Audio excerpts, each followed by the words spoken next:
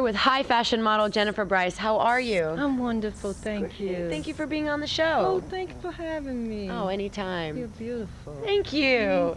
So, you're beautiful, I mean. Thank you. So tell me, how did you start modeling? What did you... I first started modeling basically when I really got on the map when I won Miss DC Teenager.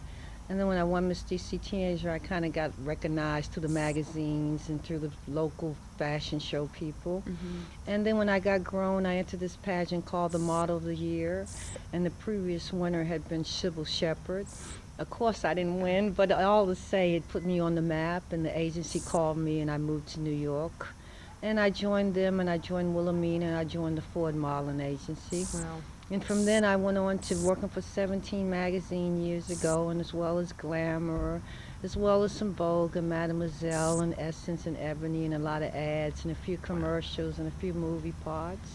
So just like all out. And then also I was told by Prudence that you were in a very well-known fashion show in Paris. Right, the 73 Versailles.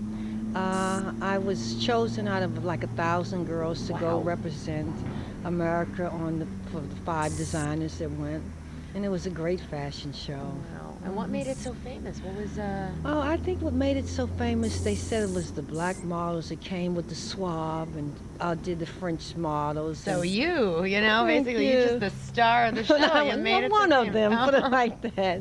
Wow. So, thank you. Did you stay in Paris after that, or No, did you head back to New York? I headed back home, and I, proceeded on with my modeling career and started modeling for Glamour and for 17 and doing ads and stuff. That's so cool. And is there any highlights of the modeling lifestyle or any low points? My basic highlights when I did that Versailles 73 and I did some covers. My low point was when I started thinking that I could hang out and party too. Oh, those always are the low points, especially the next day. That's the real low points, yeah.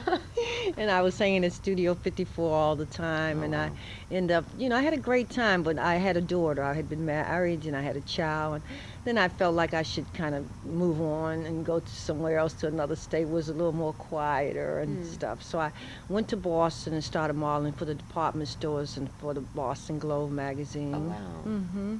So did you just stayed a model throughout? That became a thing, or did you change? I never changed. I always stuck with them. Even now, I might get a call every now and then to do a little show, but gave up my career to be a full-time mom. That's great. Yeah, I felt I needed to. I love that, and I wanted to be home with them. I feel like you've done a lot anyway, so I think that maybe contributing back to the family could just be a nice retirement from that world, I'm sure. Thank you. And I had 4 children. God called my oldest child home. I have 2 sons and a daughter. All of them are artists. They attend the Art Institute in Atlanta. Wow. My boys were born with a drawing pen in their hand. When they came out the womb, they could draw before they could write their name. And my daughter, her major is music audio. She came out singing and dancing. So I ended up having 3 artists too. Artist children. No, thank you. The wind, That's okay. It has a mind of its own, let me tell you, Right. especially when I'm interviewing. Bless your heart. So thank you so much for And letting me thank know, you. and welcoming me into your life. Yes, you should be a model.